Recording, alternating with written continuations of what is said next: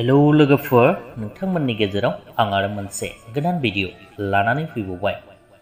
लोगोफोर, बे भिडिअनि थाम्बनेल आरो टाइटेलखौ नायनानै नोंथांमोन गोबाङानो हमदांमोनदों आरो खायसेया हमदांमोनाखै जानांगौ। बेनिखायनो गासैखौबो मोनथिनो थाखाय भिडिअखौ जोबजासिम नायलांब्लानो जाबाय। लोगोफोर, फावखुंग्रि मनालिसा हाज'वारि बिथांनि बे सावगारियाव नुनायानो जादों बे बोसोरनिनो फैनो गोनां मोनसे आबुं बर' सावथुननि नुथाय। बे सावथुननि गेजेरावनो जों मनालिसा हाज'वारिनि हालोदखौ भुतबादि नुनाय गाज्रि थासारियाव नुनो हागौ आरो फावखुंगुरखौबो फाग्ला जानाय थासारियाव नुनो हागौ।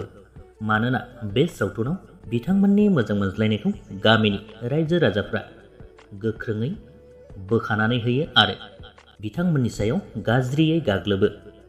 बेनिनो रायजो राजाफोरनि गाज्रि गाग्लोबनायाव बिथांमोना आलाय सिलाय जानायजों लोगोसे बिथांमोनखौ बेफोरबायदि गाज्रि थासारियाव हालाय हाफाय जानाय नुनो मोनगोन। बे सावथुननि मुङानो जादों गोजोन बर'। बिथांनि स्ट'रि स्क्रिप्ट आरो डाइरेक्सन खालामनायाव लोगोसेनो खोरोमदाव आरो काटिनाथ बिथांमोननि प्रडिउस खालामनाय मैना मुंनि आबुं बर' सावथुन।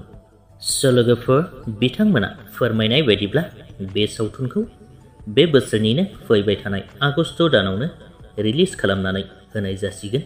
बेनिखायनो जायफोर नोंथांमोना गोबाव समनिफ्राय बिथांमोननि मैना सावथुनखौ नायनो थाखाय एक्साइटेड जानानै दंखायो, नोंथांमोनखौ बयखौबो आगस्ट दानसिम साखाफारा जानानै थाखानो थाखाय खावलायहरनाय थाबाय।